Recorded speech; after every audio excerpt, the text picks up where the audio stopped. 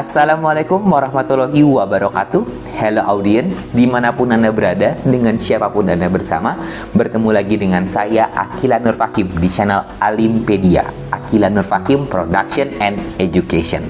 Hari ini melanjutkan teman saya akan menjelaskan tentang Kerajaan Sriwijaya, kerajaan yang sangat terkenal di tanah Sumatera.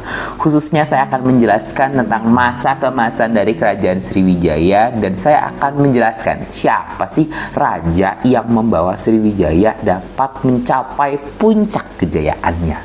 Namun sebelum memulai, jangan lupa untuk like, share, and subscribe channel ini supaya makin berkembang. Enaknya sih untuk mengawali cerita di video kali ini, saya akan memberi gambar. Suatu gambar, dan silahkan amati gambar berikut. Lantas dari gambar tersebut tentu timbullah pertanyaan. Apa kaitannya antara posisi silang Indonesia dengan Kerajaan Sriwijaya? Jadi begini, secara astronomis Sriwijaya terletak di 1-4 derajat lintang selatan dan 102-106 derajat bujur timur. Saya ibaratkan kalau kita punya suatu toko. Toko tersebut dekat dengan jalan raya, punya parkiran yang banyak, dan secara feng shui merupakan toko yang bagus.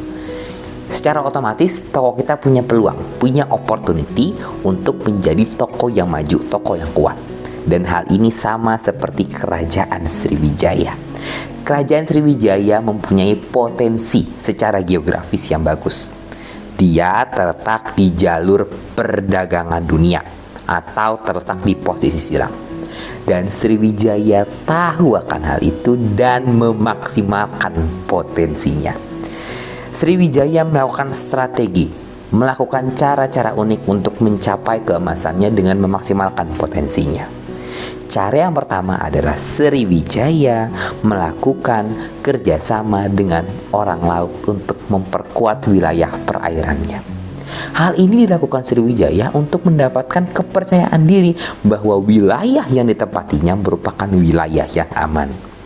Selanjutnya, Sriwijaya melakukan hubungan diplomatik, melakukan hubungan ekonomi, melakukan hubungan politik dengan negara-negara lain, dengan kerajaan-kerajaan lain.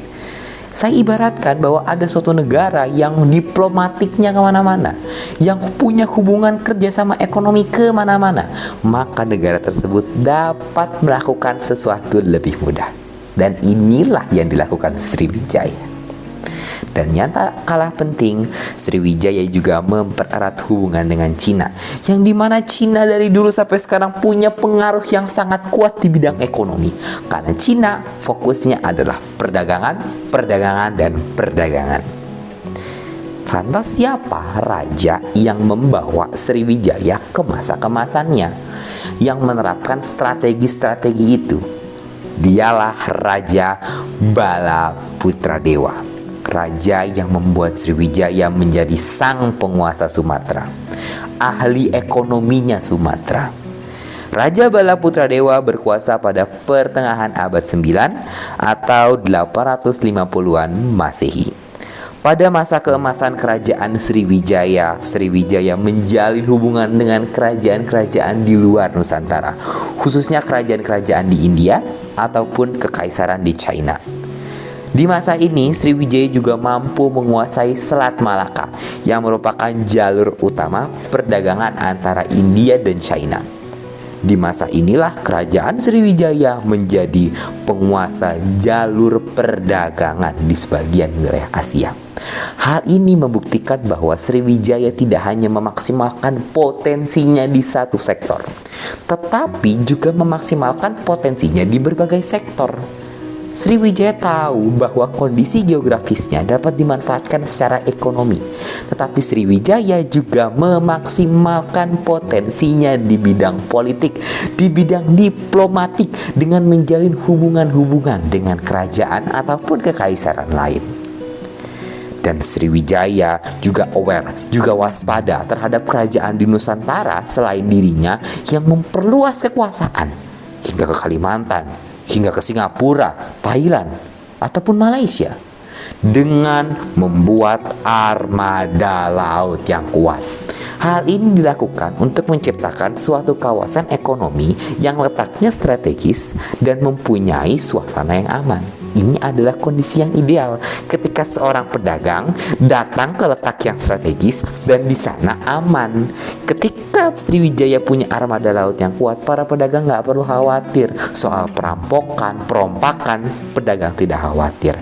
Dan inilah yang patut dicontoh dari kerajaan Sriwijaya. Tetapi timbullah satu pertanyaan. Dengan segala kekuasaan dan kejayaannya, kekuatan ataupun pengaruhnya, apakah Sriwijaya terus berada pada masa kemasannya?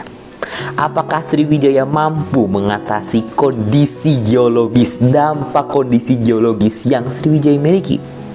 Atau apakah kerajaan Sriwijaya punya bukti atas kejayaan yang pernah ia raih di masa lalu? Hal ini akan dijelaskan oleh teman saya di episode berikutnya. Sekian yang dapat saya sampaikan di episode kali ini, dan izinkan saya menutup dengan pantun. Belajar giat di Bukit Duri, jangan lupa untuk berprestasi. SMA 8 cerdas, tangguh, peduli. Cukup sekian dan terima kasih. Wassalamualaikum warahmatullahi wabarakatuh.